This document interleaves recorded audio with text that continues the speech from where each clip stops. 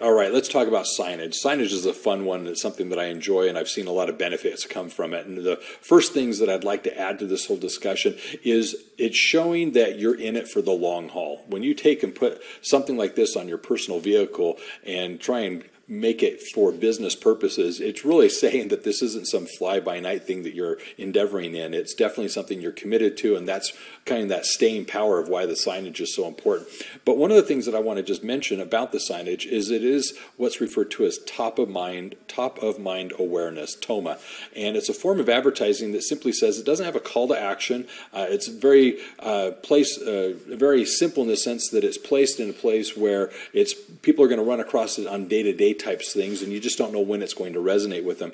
But it definitely does help people connect with you, and if you do it correctly, it's going to help. So a few additional suggestions that I would give is a lot of people find it beneficial to, instead of putting the expense into wrapping the vehicle or putting magnetic signs necessarily on the car, a lot of people are using the window decals that you can actually place in the window. And by placing these in the window, you can put the name of the company. You can put down the services you offer, just a simple thing, not a laundry list. You can also put how to contact you, which is simply just your number, maybe your email or your URL website. But the last thing I want to then suggest is your tagline, something catchy that just kind of speaks to the benefits that the person gets. And the best place to put this is definitely on the back window. Obviously, you're not going to put it on the windshield, the front. It's going to be on the back. And that's because, generally speaking, it's not the people passing you that are really going to take notice of it. It's more the people that are behind you that are going to take notice of it. And if you have that contact information, with today's cell phones, people will take pictures and then they'll contact you or they'll call you. And I've had examples of people actually sharing where while they're driving, they're getting a phone call with somebody behind them asking them questions. So it's something that's kind of humorous.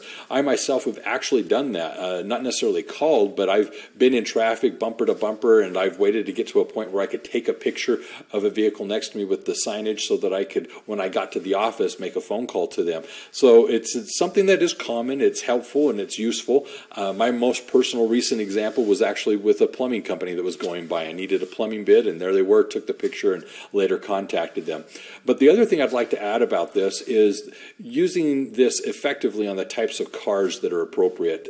Just be sensitive to the fact that if you've got a more run-down vehicle, I don't know that that really speaks to your skills as well as you may hope. I mean, if your car's that beater car, just because you choose to be economical and thrifty in what you're driving, that's totally fine, but that's probably not the business car. And then with your successes, if you're driving around that Lamborghini, I don't know if that's really the car you want to put that on.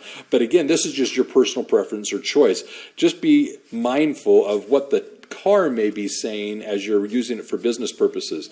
I do want to clearly say, though, that success is good. People want to know that they're working with someone successful, and that's one of the things that we want to emphasize in the vehicle you choose to use when marketing your services. So just kind of keep this signage in mind on the vehicle. Out in front of your home, he speaks to, obviously, if you're working from home, putting that information out front. That is sometimes managed by homeowner associations and such. Just be sensitive to what those may be. But if you're going to put in your yard a sign, there's a difference between something that is inexpensive, that's just kind of staked into the ground, versus something that's a little bit more professionally built, maybe a mason coming by and creating something. So that's something that you just want to consider, is what you're going to choose to use to show that you are in business. But signage can be beneficial. You can use your logos within that signage. You can look at the lettering. You can look at what kind of content.